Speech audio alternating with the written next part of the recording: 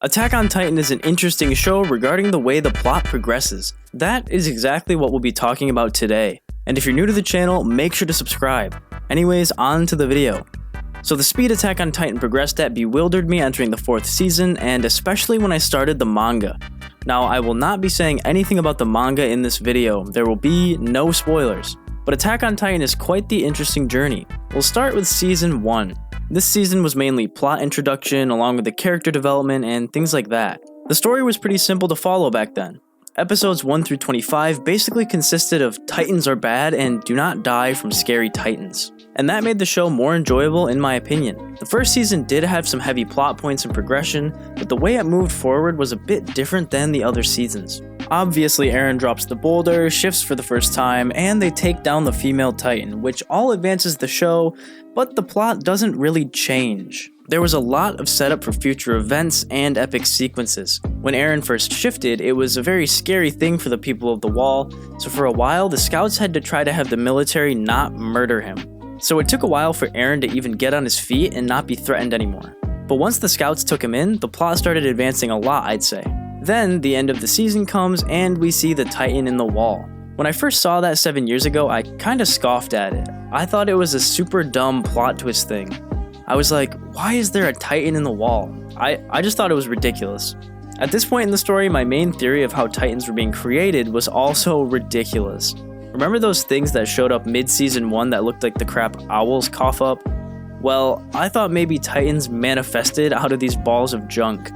Yeah, I know, I wasn't an extremely receptive individual. But regardless, Season 1 was a very good season that didn't exactly drive the plot too much, but definitely made advances for the future. Season 2 was a bit different. They introduced a lot to the story in this season. They gave you a ton of tools to understand the overarching plotline. We have Ymir's whole story where they show the injection and her getting kicked off the wall. And Historia comes out of the closet, as well as Eren's founding power and a lot more other stuff as well. When Reiner captured Eren and took him to the trees, the conversation between Ymir and Reiner gave away a lot as well. When you first hear this conversation, it's sort of a bunch of gibberish because there isn't much to base what they're saying off of. Ymir admits to Reiner that she was a Titan for 60 years, and a lot of people's brain cogs probably started smoking at that point. But we can see the show progressing a lot during this season. And even with the fast progress, we still saw amazing Titan sequences and even better animation than the first season somehow. I guess 12 episode seasons are just easier on the animation team. I could talk about season 2 for a while. Everything that was put in front of us this season absolutely blew me away, animation wise and plot wise.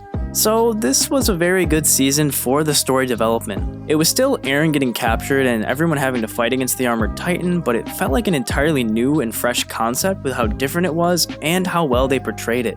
And with Eren defeating the armored Titan, this allows the scouts to have a small period of peace before the next shifter battle, or anything else for that matter. Season 3 is the coup de grace of story development. Right off the bat, it introduces a small time skip along with Kenny and friends and the whole corrupt military thing. The military corruption is a super cool concept that is definitely necessary for Attack on Titan. And Eren getting stolen along with the whole underground scene, it's revealed that you use a syringe to create a Titan. On top of that, if you eat a shifter, you become a shifter. We had the syringe show up a lot previously, and if you paid attention, you saw in Season 2 that Ymir ate Marcel. So some people could have already known these two things. The plot then progressed further to have the reclaiming of Shiganshina and the basement. When the battle for Shiganshina ended, the losses for the enemy forces were way too great, so they had to pull out of the island or else they'd probably just die. This was very good for plot progression. Getting rid of those pesky shifters off your island allows you to do a lot more without the threat of extinction of your people. The basement arc showed us basically everything else we needed to know. Titans are being created on the shore to attempt to overwhelm the Paradise forces, and we see Marley for the first time. And as well as that, we get to see how Grisha became a shifter and his entire backstory to get to where he ended up. The progression of Attack on Titan thus far saw a bit of a plateau in Season 1, a spike in Season 2, and then when we got to Season 3 they explained a lot. And obviously with the crossing of the ocean, the plot picks up immensely. The entire show has been on Paradise until Season 4, where it was heavily on Marley. Season 4 is probably the largest spike in plot progression. With Eren's plan and Zeke weirdly wanting to team up with him, things are different to say the least. The plot not only advances, but it's sort of flopped upside down.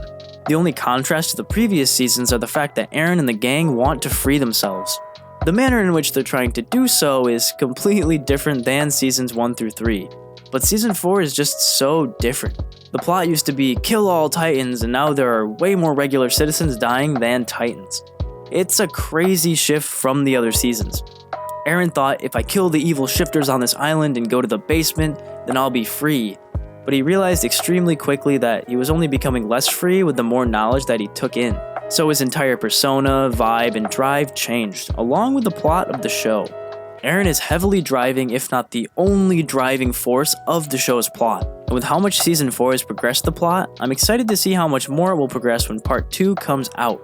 Honestly, the more I wait for season 4 part 2 to come, the more excited I get to see it. I'm just a little nervous. I hope Mappa doesn't die of exhaustion. But anyways, that was me talking about how Attack on Titan progressed through the seasons. If you have anything to say, comment down below. This is more of a discussion type video rather than anything else I'd say, so I'd like to hear your favorite part of Attack on Titan.